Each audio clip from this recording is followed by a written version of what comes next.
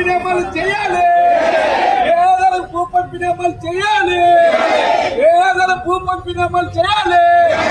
జిల్లాలో వ్యవసాయ కార్మిక సంఘాల ఐక్యత, వ్యవసాయ కార్మిక సంఘాల ఐక్యత. భూ బదలాయింపు చట్టాల సవరణ వెంటనే వ్యవసాయ కార్మిక సంఘాల ఐక్యత, వ్యవసాయ కార్మిక సంఘాల ఐక్యత.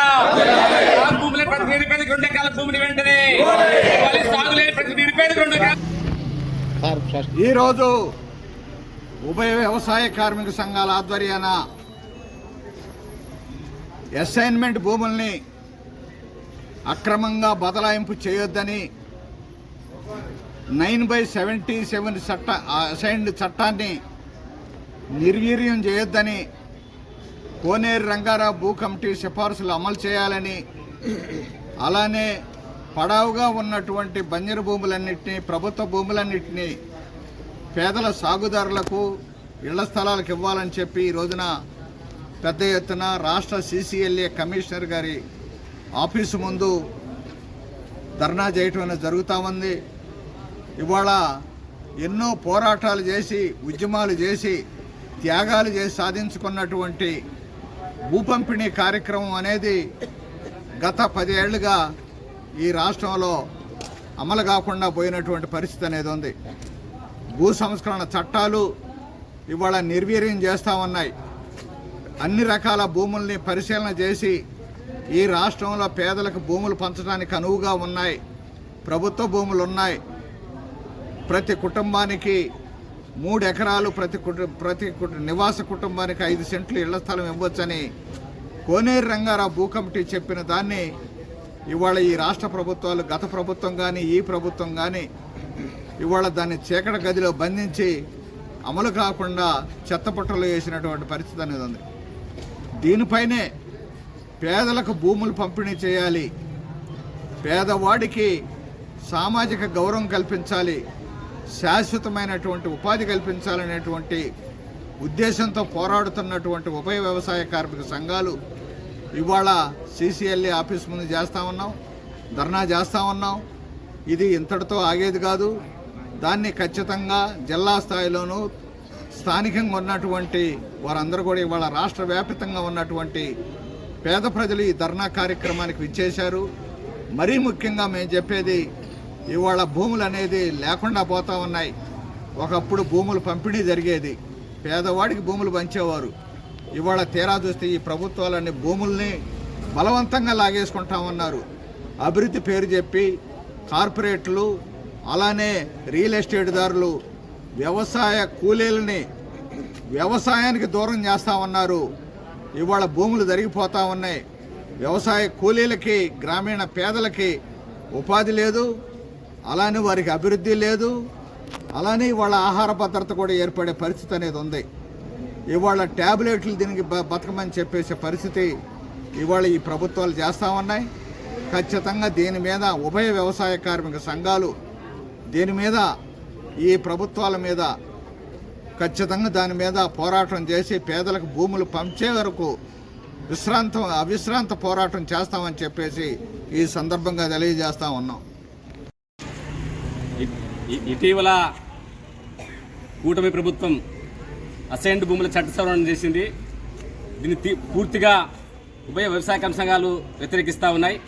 ఎందుకంటే ఇప్పటికే దాదాపు ఈ రాష్ట్రంలో 35 లక్షల ఎకరాల భూములు పేదల చేతుల్లో ఉండాలి. అయితే దాదాపుగా ఇప్పటికీ 15 లక్షల ఎకరాల భూములు పెద్దల చేతులకు వెళ్ళాయి. పేదవారికి 10వ పడక ఇచ్చి ఇప్పటికే చాలా చోట్ల డబ్బున్నటువంటి వాళ్ళు ఈరోజు భూస్వాములు, కార్పొరేట్లకి విపరీతంగా ఈ భూముల్ని దారాదత్తం ఇస్తున్న పరిస్థితి రోజు కనపడతా ఉంది. మేము ఈ రోజు ఈ రాష్ట్ర ముఖ్యమంత్రి గారిని ఒకటి అడుగుతా ఉన్నాం. మీరు అధికారంలోకి వచ్చే ముందు ఏం చెప్పారు? ఈ రాష్ట్రంలో ప్రతి పేదవాడికి గ్రామీణ ప్రాంతాల్లో 3 సెంట్లు, పట్టణ ప్రాంతాల్లో 2 సెంట్లు ఇస్తామని చెప్పారు.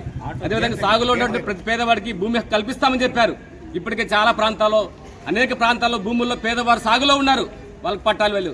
ఏళ్ల తరబడి సాగులో ఉన్నప్పుడు కూడా ఇప్పటివరకు కూడా ఏ ఒక్క పేదవాడిని రెవెన్యూ హక్కులు కల్పించుకుని ఇబ్బందులు పెడతా ఉన్నారు. ఈ చట్ట సవరణ ఎవరి కోసమని అడుగుతా ఉన్నా నేను. ఎందుకంటే ఈరోజు మీరు నిజంగా పేద ప్రజల యొక్క బాగోగులు కోరేటువంటి ప్రభుత్వాలు అయితే పేదలకు భూముల హక్కులు కల్పించండి. గత ప్రభుత్వం 20 ఏళ్ళు ఎవరైతే భూముల్లో ఉన్నారో వాళ్ళందరికీ కూడా మేము హక్కులు కల్పిస్తామని చెప్పేసి ఫ్రీ హోల్డ్ చేసింది. అయితే ఈ ప్రభుత్వం అధికారంలోకి వచ్చిన తర్వాత పూర్తిగా ఫ్రీ హోల్డ్ పక్కన పెట్టి అన్ని హోల్డ్లో పెట్టేసి ప్రభుత్వ భూములన్నీ హోల్డ్లో పెట్టేసి ఏ ఒక్క పేదవాడికి కూడా ఈరోజు బ్యాంకులో అడంగలు రానందు వల్ల బ్యాంకుల్లో లోన్ ఇచ్చే పరిస్థితి లేదు.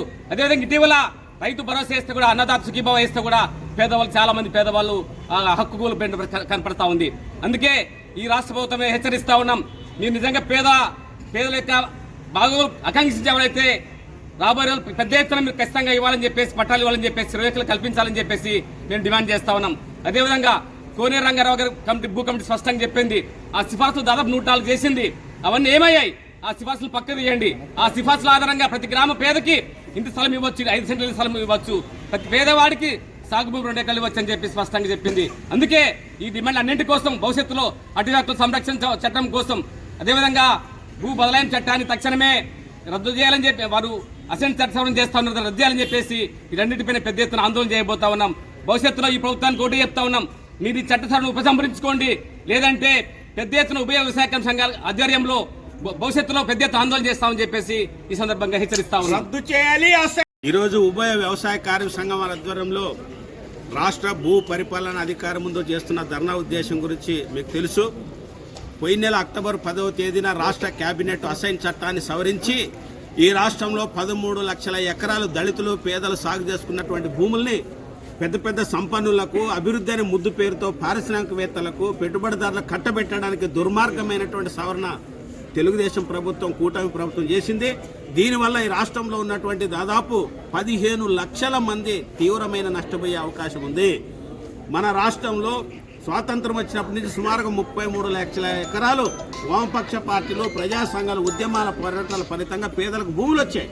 ఈ భూములకు రక్షణ కవచంగా ఉన్నటువంటి అసైన్ చట్టాన్ని రక్షించాల్సినటువంటి కూటమి ప్రభుత్వం అధికారంలోకి వచ్చే ముందు మేము వస్తే దళితుల భూములు అన్యాక్రాంతమైనవన్నీ తిరిగి వెనక్కిస్తామని హామీ ఇచ్చినటువంటి కూటమి ప్రభుత్వం అధికారంలోకి వచ్చిన తర్వాత ఈ భూములన్నీ పెద్దలకు కట్టబెట్టడానికి ఈ మధ్య కాలంలో సవరణ చేసి రాష్ట్ర గవర్నర్కి ఆర్డినెన్స్ పంపింది.